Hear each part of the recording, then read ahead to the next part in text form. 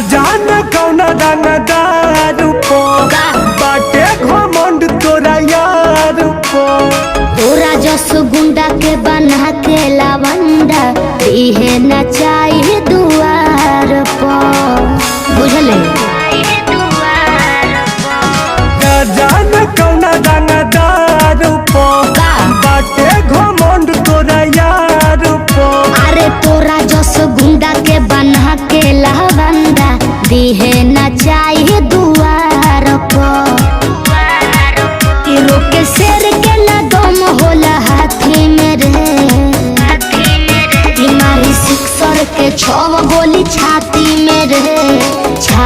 मेरे पावर होला खाली अहिर जाती में।